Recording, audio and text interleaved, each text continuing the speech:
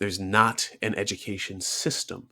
There are a series of similar businesses that are competing with each other for your dollar. Mm-hmm. Brand is ruling the day.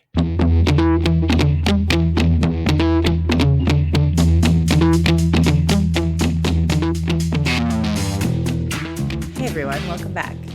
Today I got to sit down with Akil Bello and talk to him about his work and his thoughts on testing and admissions. And he's one of my favorite people to listen to on this topic because he speaks so much sense and he really just breaks it down and makes things so clear. And I think his priorities are all in the right place. He is now the Director of Advocacy and Advancement at FairTest, which is a standardized testing watchdog that is working to end misuse and overuse of standardized tests. So tune into my conversation and I hope you learn a little bit about the business of testing and college admissions and can take away from it some really helpful perspective on what should actually matter for you and your student.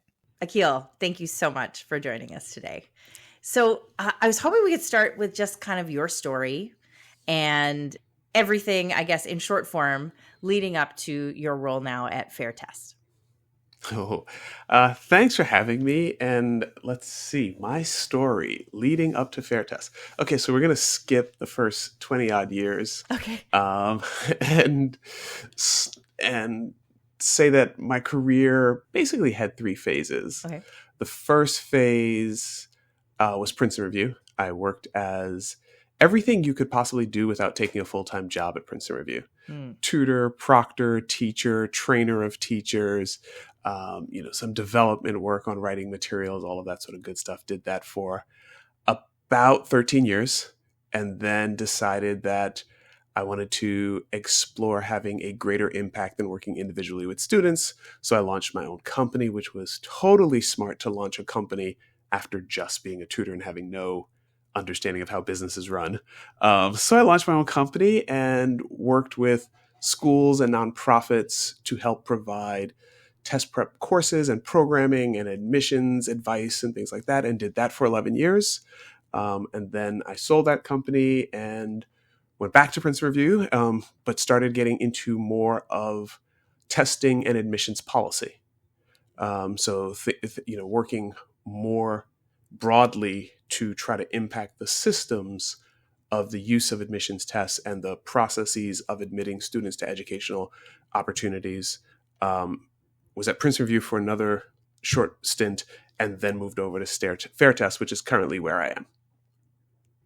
So for the listeners who may not know all that much about test prep, maybe they're just starting to explore this or they realize this is coming up. I better learn some stuff about what's necessary. There have been so many changes in the landscape, and we'll get to the test optional movement and the impacts of COVID on testing in a little bit. But what are the systemic impacts of testing? I know that's a huge question, but what could you tell us about that and how your work was trying to make things more equitable and fair and inform people so they could make better decisions? What I've learned in 30 years in testing is testing isn't what we were told it is, right? Like the very existence of the test prep industry should tell you testing isn't what you were told it is. It's not a measure of intellect, like any of those sort of things. At best, you can say it's a measure of preparedness, A, for that test, and B, for some of the underlying skills that are also on the test, but may be subsumed by the test construction itself, right? To me, testing is using a free throw contest to find basketball players. Right. Like, good analogy. It's a part of it, but it ain't no. That's not a good way to select, It's like, Right. It's so narrow. And so it creates systemic problems, right? Because if you're using this one narrow measure, those who can prepare intensely for that one thing get to show their ability on that one thing. Mm-hmm. But it doesn't actually speak to the bigger picture of, are you a good basketball player? Mm-hmm. And I think that that's what testing is. It is a one narrow slice. Are you good at the skills defined on this test, presented in the way they are presented? Under time Right? Are you conditions.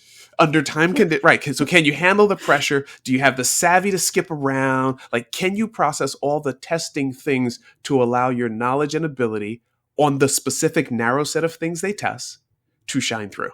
Mm-hmm. Right. And that's a problem, because that means that the test prep industry can exist at a $2 billion industry, preparing those who can pay for it Mm-hmm. to excel on these tests. And those who can't pay for it are therefore left behind. Mm-hmm. So I don't think testing measures nothing. Right. But again, that's why to me it's a free throw contest. Or if we want to do modern NBA, it's a 3-point shooting contest. Mm-hmm. Right. Like it's one part of the game that is given outweighed importance Mm-hmm. that will definitely exclude some people. And I think 3-point shooting is the perfect example, because my son, who's a basketball player, Uh-huh. absolutely more skilled, absolutely a better shooter than me. And until like the last year or so, he couldn't beat me. Uh-huh. I have one move. I have one move in the post, but I was bigger and stronger and could jump higher. Right? So like the skills I have, like, aren't the skills that are going to be measured with a 3-point shooting contest. Right. He could beat me in a 3-point shooting contest since he was like 7. Yeah. Right? Yeah. Like Uh-huh. I can't shoot, right? But I can win. Right. Right. And I think that's what testing excludes. Right. Right. It uses a narrow measure that excludes a whole bunch of other things. And there's so many camps on this. And I think a lot of people are really informed by, a lot of parents are really informed by their own experience with the tests, which, you know, the SAT has changed a number of times since any parent took it. Version 16.0, I Right. believe, is where we are. Right. Like, depending on how small a change you want to count, we might be on version 22. Right. So I think when you're talking about, you know, the test is not what we were told it was. What we were told it was is that it was this fair and objective measure of skill or potential or intellect, of preparedness for college. And what you're saying with this lovely basketball metaphor is actually it measures something that might indicate preparedness for college, but actually what it shows you is how prepared you were for the SAT or for the ACT or whatever test it is that you were taking. Right. And the fact that you could prepare intensely just for this one measure, right? Do 1 million 3-point shots every day. That you have the time and energy and focus to do that might say something about your ability to succeed in college, but more likely it says something about the socioeconomic status of your family and the things that they about the have to time and space you have to prepare. Right.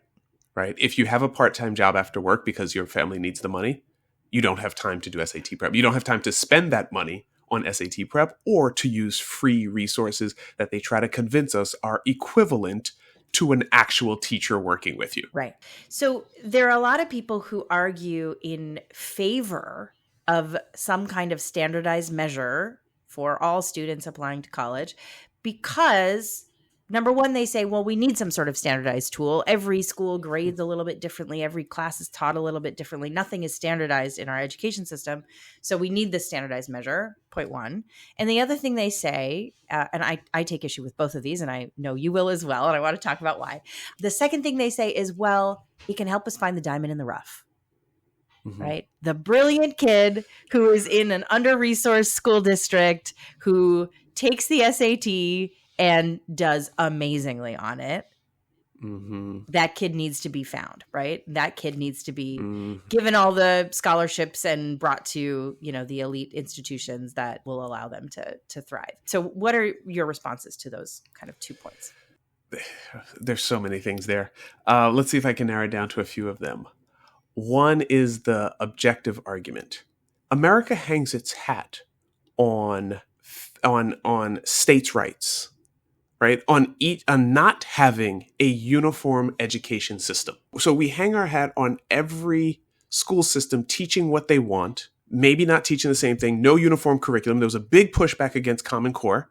So we don't want a uniform curriculum, but we somehow are going to hold the 4,000 school districts in the country to the same academic standards with a test created not by the federal government, but by a random private organization that somehow gets to define what every student should know in order to go to wait for it, 4,000 colleges without a uniform curriculum. Right?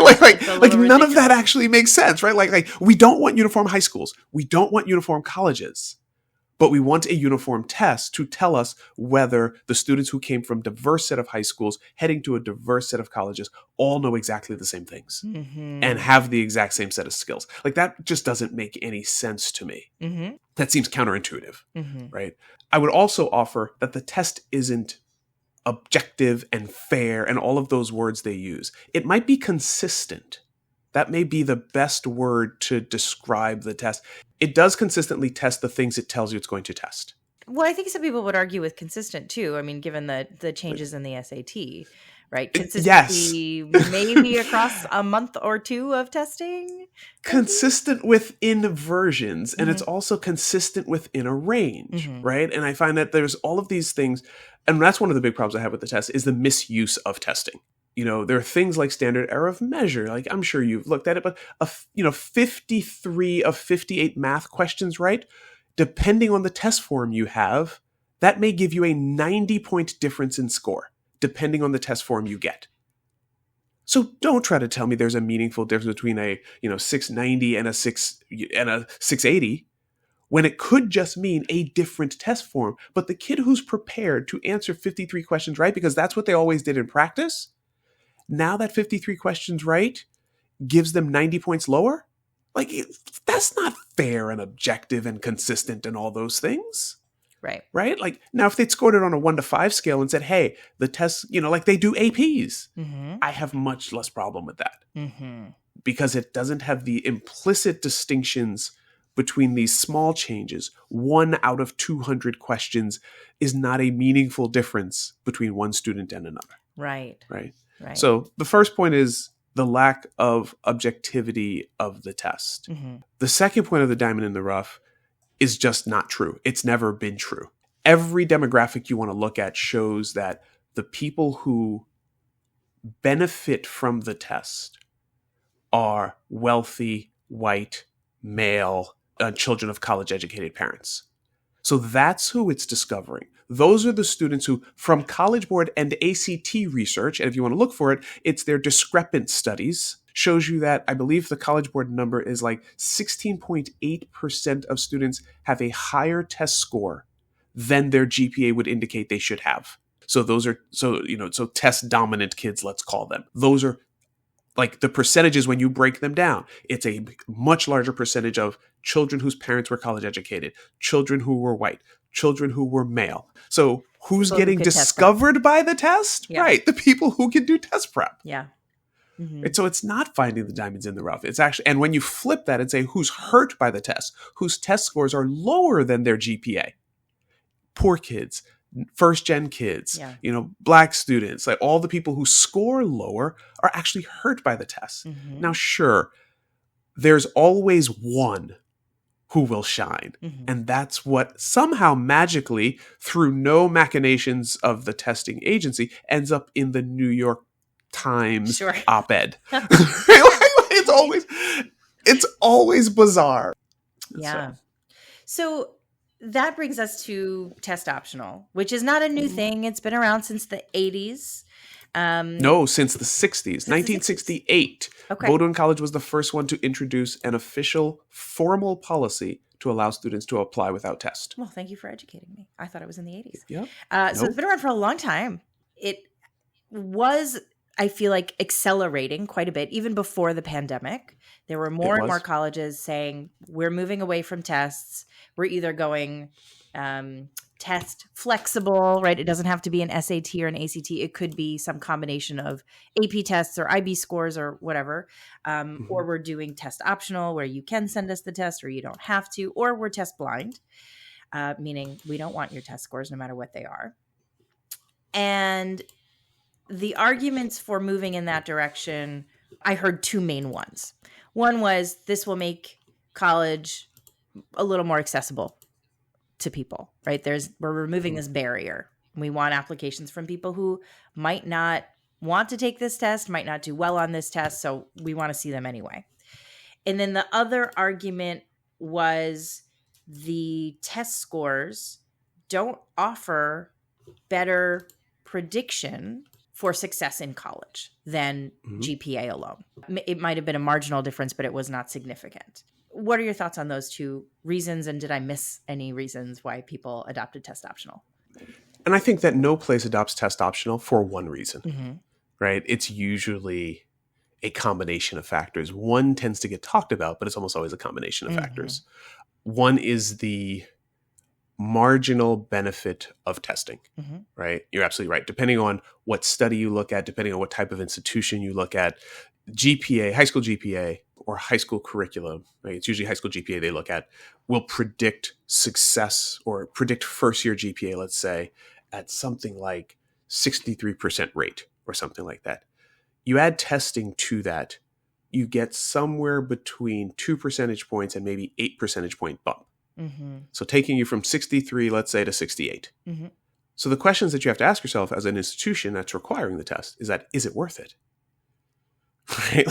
Like why make them go through all of this, of the test and the prep and the money and the time and all of that, when I'm not getting very much information? Right? Now, College Board and the testing companies that benefit from giving the tests want to tell you that if you go from 62 to 63, that is cumulatively better. But is it meaningfully better? Right? And so, and the further out you try to extend that prediction, graduation rates they sometimes will do, that makes me laugh. Because you're trying to tell me there's a causal impact between your 11th grade test score and your college graduation 4 years later, or 5 years later at that point, right? Like they're trying to meaningfully connect those things and say, no. If you admit higher test scores, yes, they'll graduate better. Because the teachers and the systems at the college had nothing to do with the graduation. It's all SAT scores. Yeah. Right? Your future was decided when you were 17 years old. Right. And you prepped for the SAT. That makes no sense. So colleges are looking at that and saying, okay, one, there's the marginal. Some places there's no benefit, right? But often there's just, okay, a marginal benefit of using the test, but there's a cost to that, right? Two is, one of the costs are, who does it advantage in our system, and does it create problems for us? So if you want to represent all 50 states, all the colleges brag about the states and the countries and all of this that they have represented. They're also looking at the demographics. They're also looking at sports teams. They're also looking at all of these different measures as they craft their class. And if requiring the test excludes applications from a large swath of the country, right, rural students, low-income students, then the harm of requiring it outweighs the benefit. Right. One of the best statements I've seen around test optional was Rhodes College, which has been test optional since before the pandemic. Their announcement basically said, if you get above this number on the test, we're good. We know you can hit a 2.0 or better when you get here. That's all we need to know. Right. And that made sense to me. It's like, that makes sense. And their data bears it out. There's basically, if you hit above this particular number on the ACT, I think was the number I saw, it was like, they basically admitted everybody above that number. I was like, cool. That kind of works, right? And I'm not sure I agree with the number. I can quibble about whether I think the number's too high, too low, right? But they basically did some research. It's like, no, 2.0 is passing. C's gets degrees. Yeah. Right? We don't need to quibble about will you get a 3.2 or a 3.16. Right. If it helps us say you'll get a 2 and graduate, that's what we wanted to know. So I'm curious about this because you see this with colleges outside of the United States, often set a minimum score. Right? McGill, I was just looking at the other day. McGill sets a minimum ACT score, minimum SAT score. You can look up the averages of, last year's freshman admitted class, what their averages were. And there's a pretty big differential between the minimum score and the average of whom they actually admitted. In the US, though, the vast majority of colleges don't set a minimum score. Part of it, I think they want to give themselves some freedom to admit people who may have a low test score, but right? Or more importantly, they need a full pay student. Yeah, exactly. Right. What do you think is behind that? Because it does coincide with the goals of the testing agencies, right? More students should test. And I think there are certainly some other benefits to the college of reporting higher average test scores. It makes them look more rigorous or something, right? Parents connect a high average test score with the quality of a college. So talk to us a little bit about that. I think outside the US, right, it's really hard to, I think, to compare inside the US and outside the US. Yeah, sure.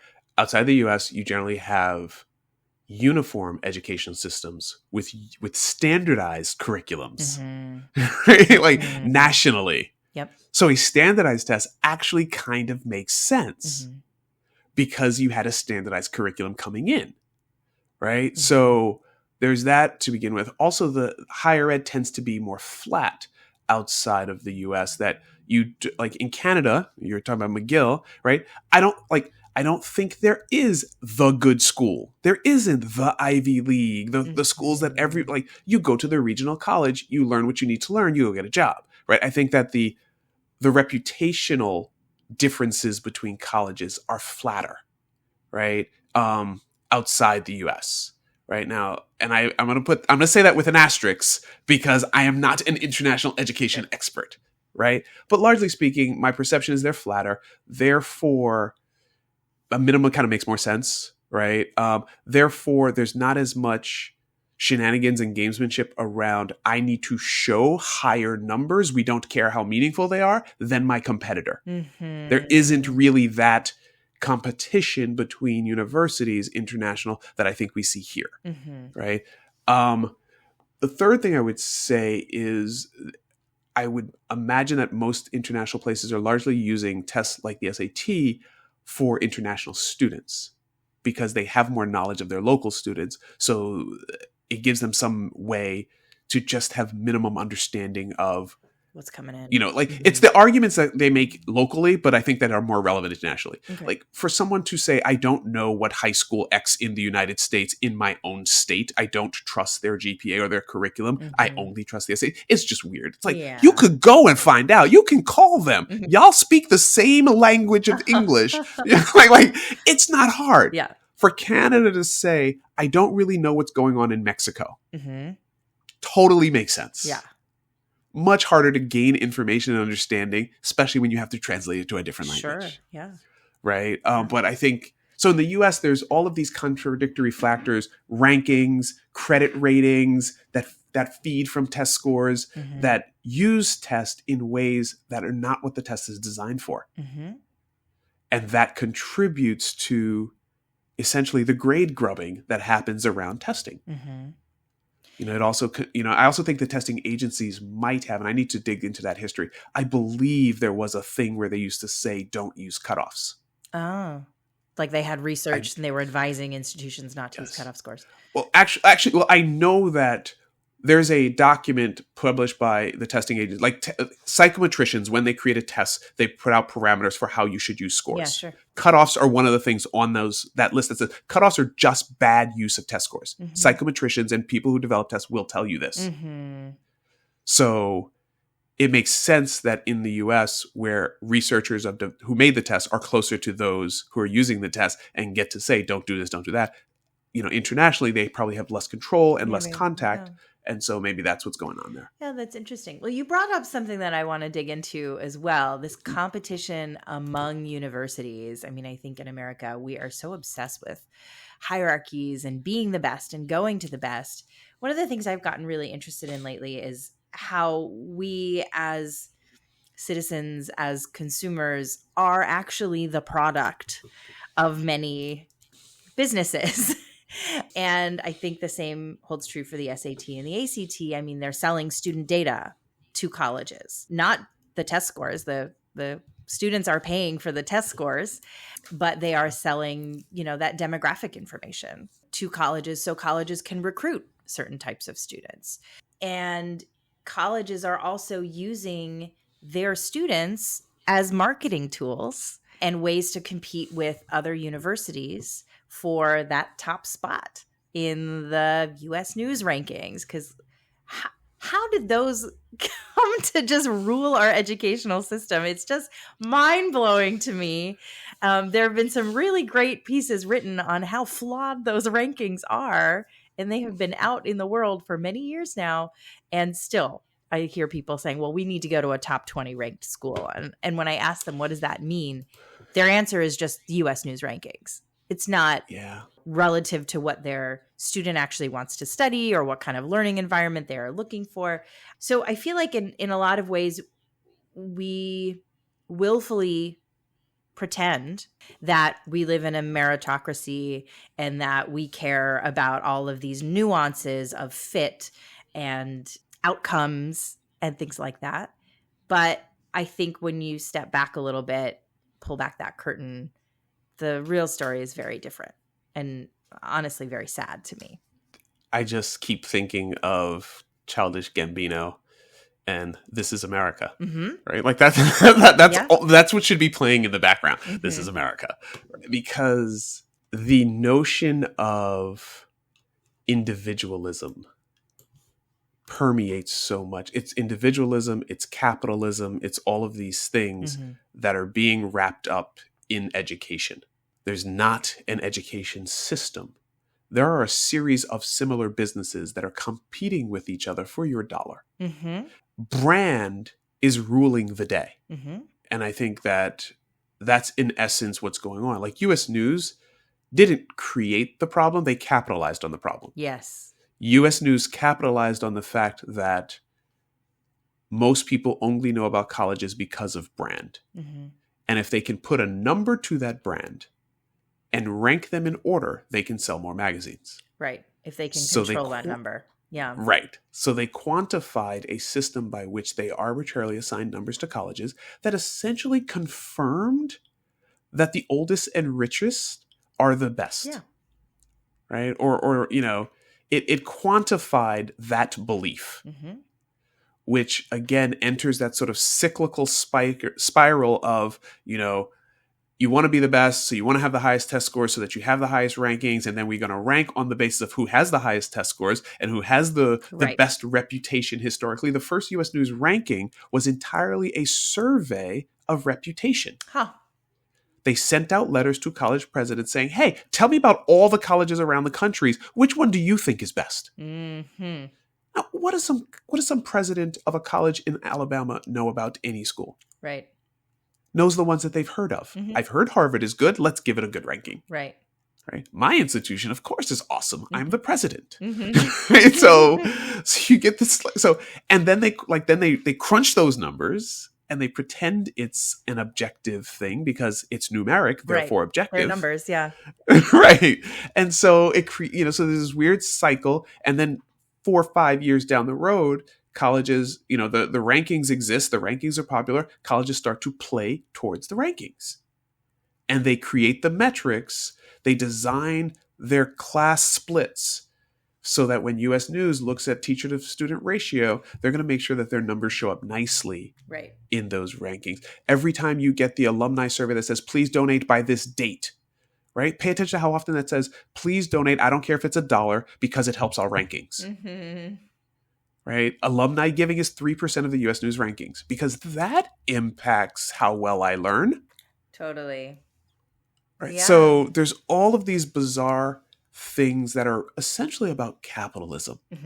The higher the ranking, the more likely my alumni will donate, therefore the bigger my endowment, therefore the more my president can make, therefore the more I can potentially invest in students. Right. But have maybe these not. Sort of flagship programs of scholarships or build an amazing new whatever center to attract more students and attract more money and move up in the rankings. Yeah. And often those things are like not directly correlated at all. Like they don't go into student programming. Right. The new building doesn't help students. Doesn't change the teaching that goes on. No. But it does attract new students. But it does potentially attract new students and it keeps the business running. Yep. Right. So there's all of these things. And to me, the biggest disappointment, challenge in all of this is education is lost. Yeah. It is really like, can you tell me what college teaches Spanish history best? Like, you can't.